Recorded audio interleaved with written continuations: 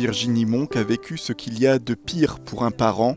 Il y a 3 ans, sa fille Émilie a mis fin à ses jours à 17 ans, après des années de moqueries, de coups et de rabaissement de la part d'élèves au collège Notre-Dame de la Paix, à Lille. En cette journée contre le harcèlement scolaire, elle revient sur cette terrible épreuve. Le sentiment que j'ai depuis le décès d'Émilie, j'ai toujours un sentiment de tristesse profondément, de culpabilité, de ne pas avoir pu faire quelque chose, de ne pas avoir, comme elle ne nous avait pas dit à quel point elle était harcelée.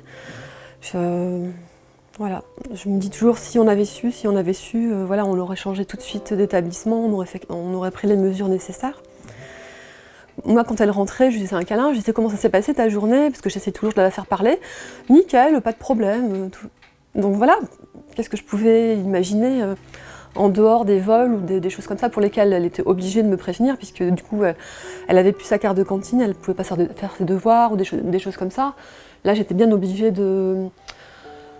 Donc je mettais des mots dans le carnet de correspondance, où j'allais voir les enseignants, la professeure principale.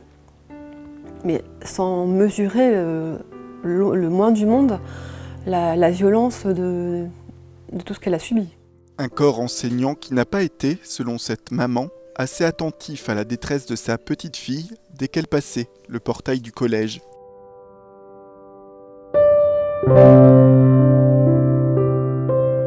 À toutes les réunions parents-élèves, j'allais rencontrer les enseignants, je leur disais voilà, Émilie m'a pas l'air épanouie, est-ce que tout va bien? Et la réponse toujours des enseignants c'était oh tout va bien, elle est première de sa classe. Enfin voilà, pour eux, aller bien, ça veut dire ne pas faire de vagues, être discipliné et avoir des bonnes notes. En fait, il n'y a que ça qui les intéressait. Le mal-être, la socialisation, ils s'en fichaient complètement.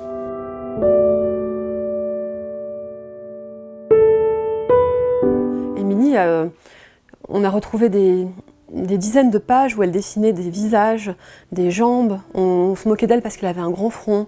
On lui disait qu'elle était la plus moche du monde, enfin des choses comme ça. Elle voulait même plus qu'on la prenne en photo les derniers mois de sa vie parce que elle avait fini par se voir comme une espèce de monstre qui mérite pas de vivre. Et c'est ça qui l'a menée au suicide. Un geste qui laissera à jamais des interrogations pour Virginie.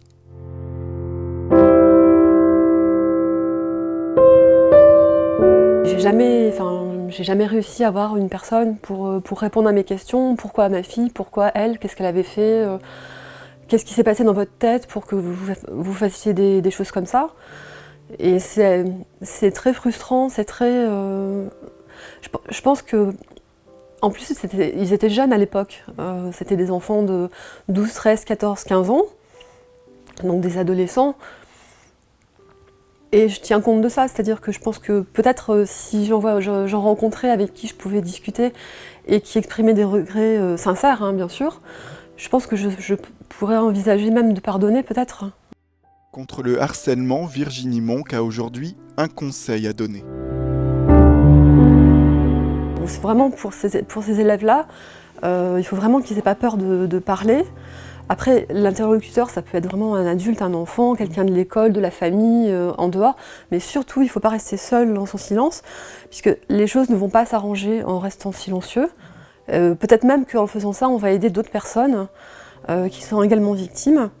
Et aussi faire prendre conscience aux agresseurs de ce qu'ils font. Parce que par la suite, ils vont devenir des adultes et qui auront des enfants, qui seront peut-être un jour aussi eux-mêmes harcelés ou harceleurs.